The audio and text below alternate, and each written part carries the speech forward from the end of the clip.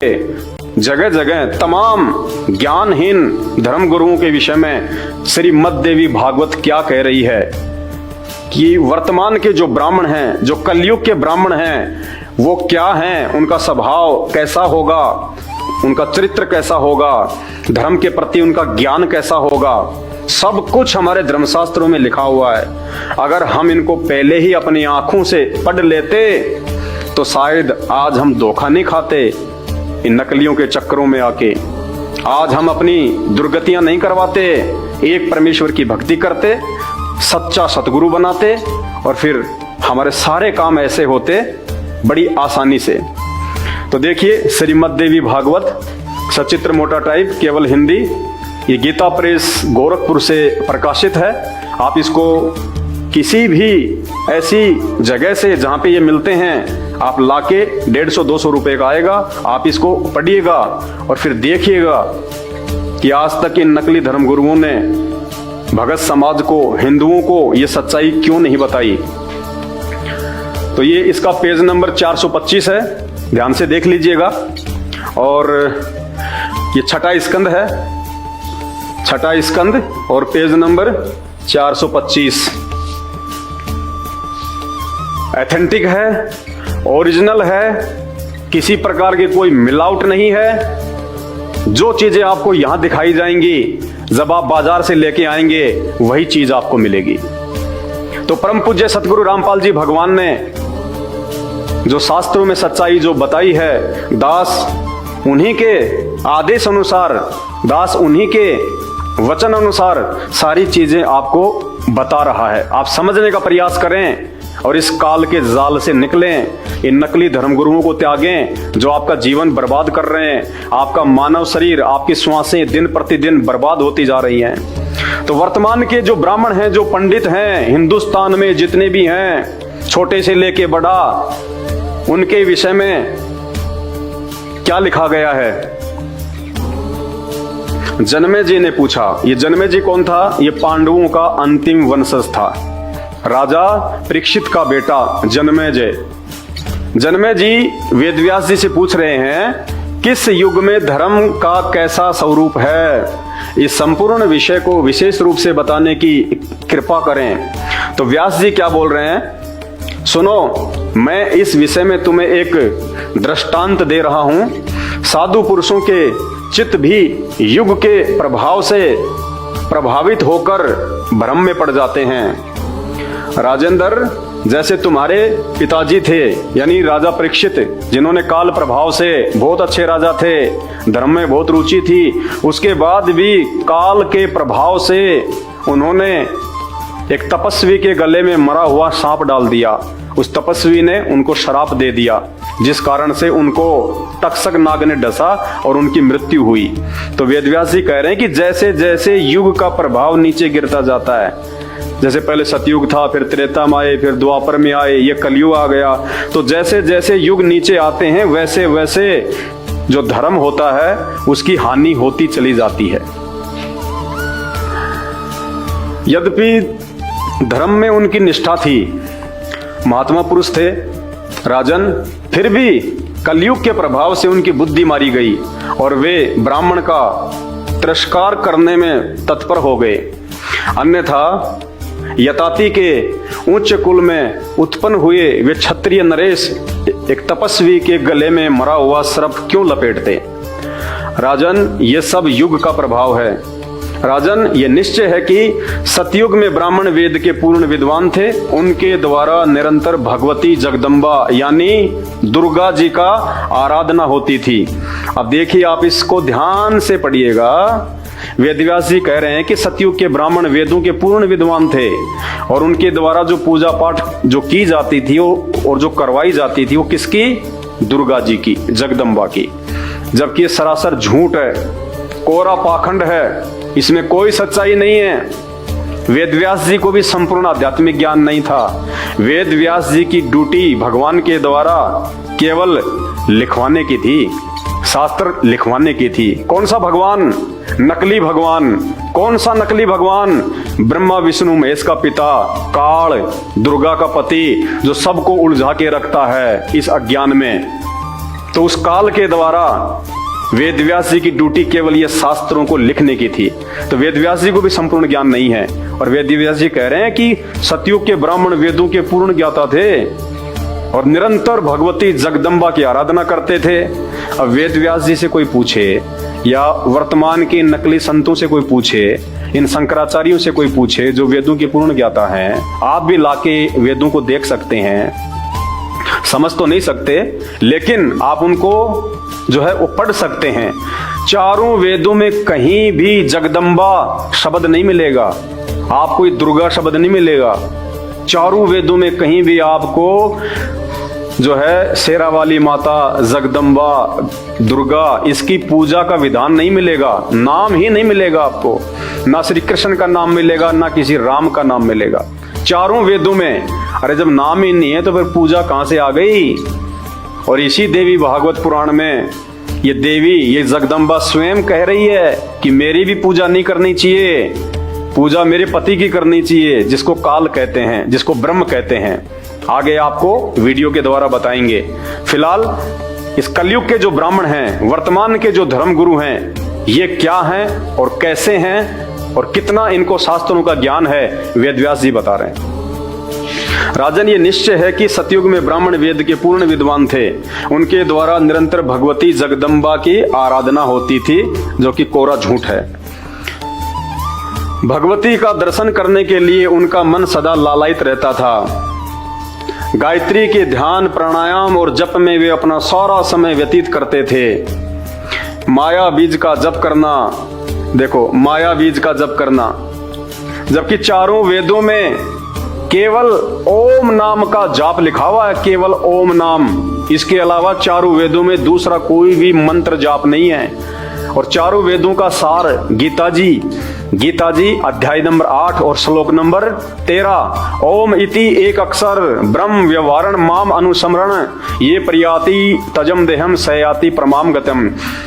केवल एक ओम मंत्र का जाप पूरी गीता जी में, बाकी कोई हरे रामा हरे कृष्णा राधे राधे श्याम मिला दे, ओम नमः भागवते, कुछ नहीं है। ओम नमः शिवाय कोई मंत्र जाप नहीं है पूरी गीता जी में, चारों वेदों में, एक ओम मंत्र के अलावा। फिर ये माया बीज कहां से आ गया? ये उन ब्राह्मणों की अपनी सोच, मनमुखी सोच, इसीलिए तो आज ये पूरे समाज का बेड़ा गर्क करके बैठे हैं। माया बीज का जप करना उनका प्रधान कार्य था, जबकि गीता जी में चारों वेदों में माया बीज का कोई जिक्र ही नहीं है। मनमुखी, प्रत्येक गांव में शक्ति मंदिर का उद्घाटन हो, इस विषय की उनके मन में बड़ी उत्सुकता रहती थी। प्राय सब लोग सत्य, दया और सोच से युक्त होकर अपना कार्य संपन्न करते थे। तत्व ज्ञान के पारगामी उन ब्राह्मणों को तत्व ज्ञान की तो उन ब्राह्मणों को छींट भी नहीं थी। छींट भी क्या होती है? छींट भी नहीं थी उनको, वो जानते नहीं थे कि ये तत्व ज्ञान होता क्या है। तत्व ज्ञान होना तो बहुत दूर की बात है। उस तत्व ज्ञान से लबालब आज सतगुरु रामपाल जी हैं इस पूरी धरती पे, पूरी पृथ्वी पे। इनके अलावा किसी को तत्व ज्ञान की छींट भी नहीं है। गीता जी अध्याय नंबर 15 श्लोक नंबर 104, गीता जी अध्याय नंबर 4 श्लोक नंबर 34, भगवान कह रहे हैं कि अर्जुन, अगर तुझे पूर्ण आध्यात्मिक ज्ञान चाहिए, पूर्ण मोक्ष की जानकारी चाहिए, 84 लाख योनियों से बाहर निकलना है, और यहां भी अगर तुझे सुख प्राप्त करना है जब तक तेरा जीवन है, तो किसी तत्वदर्शी संत की खोज करके उसके बताए अनुसार भक्ति कर। यानी श्री कृष्ण जी जो कि पांडवों के गुरु थे, वो भी मना कर रहे हैं कि मेरे पास भी कोई भक्ति नहीं है। वो कह रहे हैं कि किसी तत्वदर्शी संत की खोज कर। अगर श्री कृष्ण जी स्वयं ही तत्वदर्शी संत होते तो अर्जुन को कह देते कि मैं ही हूं वो तत्वदर्शी संत अर्जुन, लेकिन नहीं, वो तत्वदर्शी संत ना तो श्री कृष्ण जी को प्राप्त था, ना श्री अर्जुन जी को प्राप्त था। ये आप और हमारा सौभाग्य है कि वो तत्वदर्शी संत आज इस धरती पे संत रामपाल जी के रूप में प्रकट है। तत्व ज्ञान के पारगामी उन ब्राह्मणों द्वारा जो भी कर्म होता था उसमें सत्य, सोच और दया से ये तीनों गुण निहित रहते थे। सतयुग के क्षत्रियों का प्रधान कर्म था प्रजाओं का भरण पोषण करना। वैश्य लोग सदा खेती, व्यापार और गौ की सेवा में तत्पर रहते थे। राजन, उस पुण्य में सतयुग के शूद्रों के मन में सदा यही भावना रहती थी कि हम दूसरों की सेवा करें। उस श्रेष्ठ युग में प्राय सभी वर्ण भगवती शक्ति जगदम्बा की पूजा करते थे। कैसे सुख प्राप्त होगा? जो जगदम्बा खुद अपनी भक्ति करने के लिए इसी देवी भागवत पुराण में राजा हिमालय को उपदेश देते समय कह रही है कि राजन, मेरी भी पूजा व्यर्थ है, मेरी भी पूजा नहीं करनी चाहिए। और ये सतयुग के ब्राह्मण जो अपने आप को ये तत्वज्ञानी समझते थे, ये निरंतर जगदम्बा की ही पूजा करते रहते थे। आपको पता चलेगा, वीडियो ध्यान से देखना आगे। फिर क्या कह रहे हैं? धर्म की यही स्थिति त्रेता में भी रही, परंतु कुछ हास हो गया। यानी सतयुग के बजाय त्रेता युग में धर्म का कुछ पतन हो गया। सतयुग की जो स्थिति थी वह द्वापर में विशेष रूप से डाउन हो गई। राजन, अब देखिए ध्यान से भाइयों और बहनों, राजन, उन प्राचीन युगों में जो राक्षस समझे जाते थे, कौन से युगों में? सतयुग, त्रेता और द्वापर में जो राक्षस समझे जाते थे, राक्षस, उन प्राचीन युगों में, उन 3 युगों में जो राक्षस कहे जाते थे, जो राक्षस समझे जाते थे, वो कौन होंगे? वे कलयुग में ब्राह्मण माने जाते हैं। आज के ये धर्मगुरु, ये शंकराचार्य, ये ब्राह्मण, ये संत महंत, ये कलयुग, ये सतयुग के राक्षस हैं। कोई अपनी तरफ से नहीं बोल रहा, तुम्हारी आंखों के सामने लिखा हुआ है। मार्केट से 200 रुपए खर्च होंगे, लाके पढ़ लेना। क्या कह रहे हैं ये पुराण? वेदव्यास जी कह रहे हैं जन्मे जी को कि सतयुग में जो राक्षस समझे जाते थे, राक्षस कौन होते हैं? जो लोगों को जो दुखी करते हैं, जो बेवजह लोगों को जो ठगते थे, जो पाखंड करते थे, जिनमें कोई दया नाम की कोई चीज नहीं होती। क्या कह रहे हैं वेदव्यास जी कि राजन, उन प्राचीन युगों में जो राक्षस समझे जाते थे, वे इस कलयुग में ब्राह्मण माने जाते हैं। कली यानी कलयुग, वे इस कलयुग में ब्राह्मण माने जाते हैं। ब्राह्मण ये धर्मगुरु वर्तमान के, जिनको आप अपना गुरुजी कहते हैं। जितने भी सारे के सारे आ गए, नाम लेने की आवश्यकता नहीं है, क्योंकि नाम तो सबका मैं जानता नहीं। एक संत रामपाल जी महाराज जी को छोड़ के, संत रामपाल जी परमेश्वर को छोड़ के, जितने भी देश विदेश में, हिंदुस्तान में नहीं, पूरे विश्व में जितने भी ये जगत गुरु, धर्म गुरु, परमहंस, शंकराचार्य और छोटे मोटे ये भागवत करने वाले, ये सारे के सारे इस देवी भागवत पुराण के अनुसार सतयुग के राक्षस हैं। क्यों हैं? वेदव्यास जी बता रहे हैं कि राक्षस वर्तमान के ब्राह्मणों को क्यों कहा जाता है। क्योंकि अब के ब्राह्मण प्राय पाखंड करने में तत्पर रहते हैं। इस कलयुग के ब्राह्मण, ये धर्मगुरु पाखंड करने में तत्पर रहते हैं। अरे ये तो 5000 साल पहले की बात बता रहे हैं वेदव्यास जी, उस समय के ब्राह्मणों की बात बता रहे हैं। जबकि 5000 साल और वर्तमान में तो रात दिन का अंतर है। कितना स्तर नीचे गिर गया। 100 साल पहले हमारे बुजुर्गों में कितना प्यार, प्रेम और दया भाव था, और आज देख लो। तो इसी प्रकार 5000 साल पहले के जो ब्राह्मण थे द्वापर युग के अंत में, उनके विषय में वेदव्यास जी कह रहे हैं कि उनका भी जो व्यवहार था वो राक्षसों जैसा है। तो वर्तमान समय के जो ब्राह्मण हैं, जो वर्तमान में जो ये धर्मगुरु हैं, इनका क्या होगा आप खुद आइडिया लगा लो।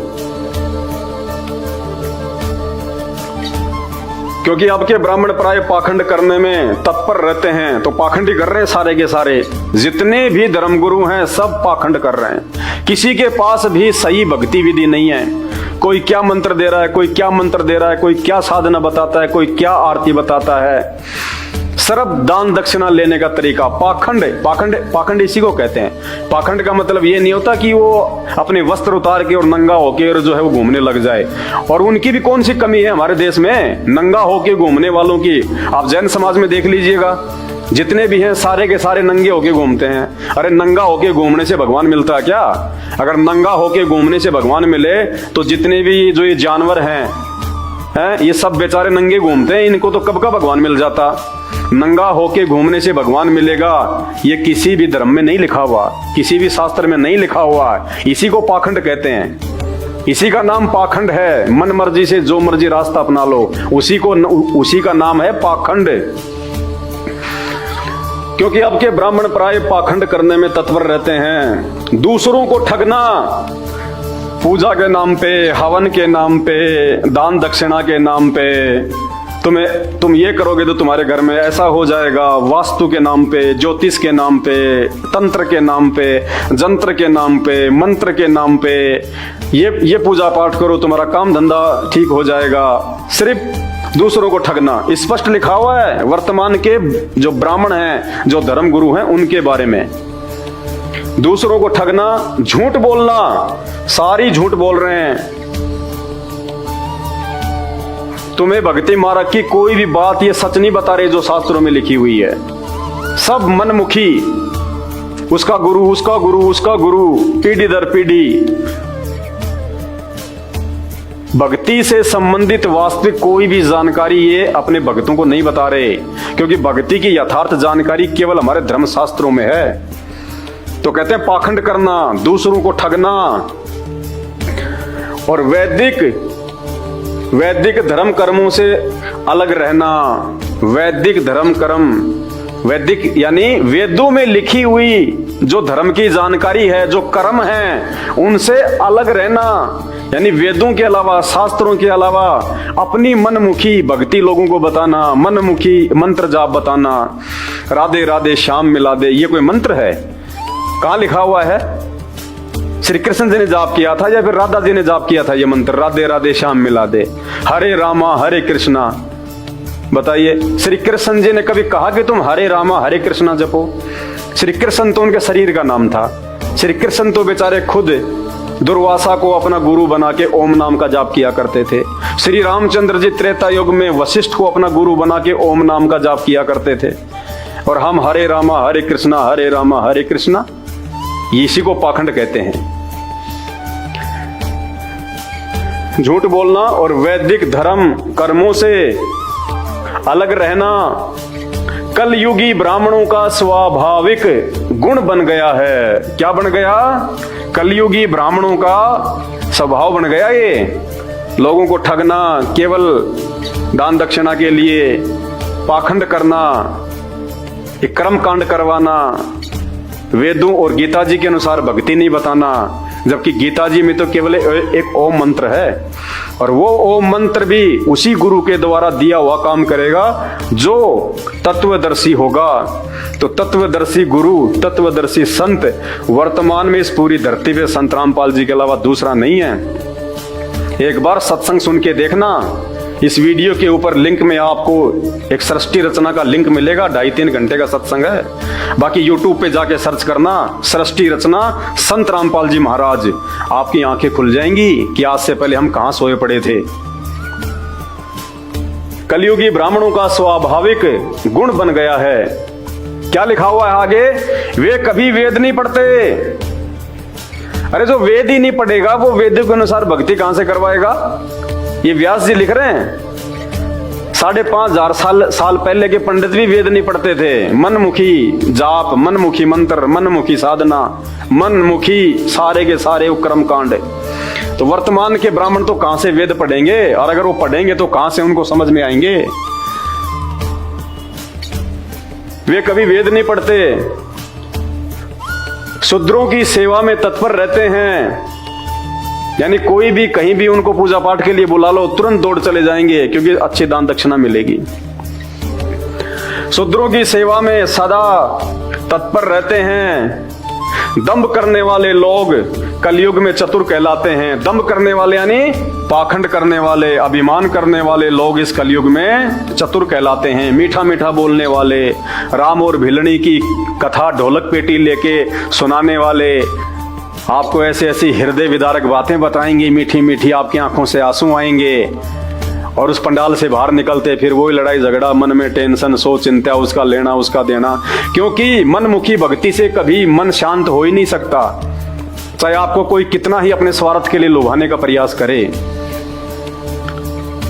ब्राह्मणों में अभिमान भरा रहता है, अभिमानी हो गए, कोई इनसे सवाल कर ले गोल मटोल कर जाते हैं, जवाब नहीं देते। आप देखते नहीं है देवकी नंदन ठाकुर जी, इनसे माइक पे कोई सवाल कर लेता है कि शिवलिंग के ऊपर दूध चढ़ाने से क्या फायदा है, वो तो गंदगी में जाता है। आप देखते हैं उनके वीडियो कैसे डांट मारते हैं। अरे भैया, वो लोग शास्त्र पढ़ के तुमसे सवाल कर रहे हैं, तुम भी शास्त्र पढ़ के जवाब दो जो लिखा हुआ है, जो शास्त्रों में। शिवलिंग की पूजा कहाँ लिखी हुई है, कौन से वेद में लिखी हुई है? गीता जी में कहाँ कहा है कि आपको शिवलिंग की पूजा करनी चाहिए? मनमुखी साधना खुद भी कर रहे हो, लोगों को भी करवा रहे हो, अंत में खुद भी नरक में, तुम्हारे भगत भी नरक में। तो क्या कह रहे हैं व्यास जी? देखो, ये बातें मैं नहीं बोल रहा अपनी तरफ से, ना मेरे गुरुदेव ने बोली अपनी तरफ से। जिन धर्मशास्त्रों को आप जी हिंदू समाज के मानते हो, बिल्कुल विश्वसनीय मानते हो, उन्हीं शास्त्रों में लिखा हुआ है, ये झूठ नहीं है। अनेक प्रकार से असत धर्मों के प्रचार करने वाले, मनमुखी प्रचार करने वाले, कितने ही ब्राह्मणों का ऐसा स्वभाव बन गया है कि वे वेदों की निंदा करते हैं। वेदों की निंदा करने का मतलब, वेद पढ़ेंगे आपके सामने, रखे हैं चारों वेद, आपको वेदों से पढ़ाएंगे, लेकिन उन वेदों में लिखी गई बातों के विपरीत आपको भक्ति और भगवान की जानकारी देना, उसको कहते हैं वेदों की जो है वो निंदा करना। यानी वेदों के विपरीत आध्यात्मिक ज्ञान देना, वेदों की निंदा करना होता है। वेदों की निंदा करते हैं, उनके मन में क्रूरता भरी रहती है, दुष्टता भरी रहती है उनके मन में। वे धर्म का कभी पालन नहीं करते और व्यर्थ वाद विवाद में लगे रहते हैं। इनको टीवी चैनलों पे कोई भी बुला ले डिबेट के लिए, आपस में मुर्गे की तरह लड़ते हैं। मैं नीचे ना गिर जाऊं, मैं नीचे ना गिर जाऊं, चाहे झूठ बोलना पड़े, चाहे पाखंड करना पड़े, कुछ भी करना पड़े, मुर्गे की तरह लड़ते हैं आपस में ये। तो क्या कह रहे हैं यहाँ पे वेदव्यास जी? वे धर्म का कभी पालन नहीं करते और व्यर्थ वाद विवाद में लगे रहते हैं। कोई सवाल कर ले तो फालतू की बातों से उसको शांत कर देते हैं। राजन, जैसे जैसे कलयुग की वृद्धि होती है, वैसे वैसे ही सत्य मूलक धर्म का अभाव होता चला जाता है। क्षत्रिय, वैश्य और शूद्र भी इसी प्रकार से अधार्मिक हो जाते हैं। अब क्षत्रिय, वैश्य और शूद्र की तो बेचारों की क्या गलती है? जब ब्राह्मण उनको ज्ञान ही उल्टा बताएंगे, उनको शास्त्रों से विपरीत भक्ति बताएंगे, कोई सही भगवान की जानकारी नहीं देंगे, तो बिना भक्ति के तो जीव का भला हो ही नहीं सकता। तो आम व्यक्ति की बेचारों की क्या जानकर जो है वो गलती है। भाई, जैसे खेत है, उस खेत की बेचारे की क्या गलती है? उस खेत में जो बीज डालने वाला डालेगा, खेत तो वैसा ही उत्पन्न कर देगा। खेत में अगर भांग डालोगे तो बेचारा भांग पैदा कर देगा, गेहूं डालोगे तो गेहूं पैदा कर देगा। वो तो डालने वाले की गलती है, वो कौन सा बीज डाल रहा है। तो भक्तों की कोई गलती नहीं है, आप और हमारी कोई गलती नहीं है। हमें जैसा इन धर्म गुरुओं ने भक्ति बता दी, हमने वैसी कर ली, और आज सबके सब दुखी हैं। सबके घर में महाकष्ट, लड़ाई झगड़े, बीमारी, किसी को सुख नहीं है। भक्ति करते करते भी ना किसी की कोई मर्यादा है। भक्ति भी कर रहे हैं, आरती भी कर रहे हैं, मन में आए तब अपना कोई नशा भी कर लेते हैं, मांस भी खा लेते हैं, गुटखा और जर्दा भी खा लेते हैं, चोरी जारी, रिश्वतखोरी, भ्रष्टाचारी, मिलावट करना, क्योंकि मर्यादा नहीं है। मर्यादा हो ही नहीं सकती जब तक आप शास्त्रों के अनुसार भक्ति और अपना सच्चा गुरु बना के नहीं करोगे, तब तक आपकी मर्यादा रह ही नहीं सकती। और बिना मर्यादा के आपको भक्ति से कोई लाभ नहीं मिल सकता। इसी प्रकार से अधार्मिक हो जाते हैं। यही दशा कलयुग में इत्र वर्णों की भी है। पाप करने और झूठ बोलने में किसी को कोई हिचक नहीं है। राजन, शूद्र के धर्म से संबंध रखने वाले कलयुगी ब्राह्मण सदा प्रतिग्रह लेने में तत्पर रहेंगे। और भी बहुत सारी बातें इसमें लिखी हुई है।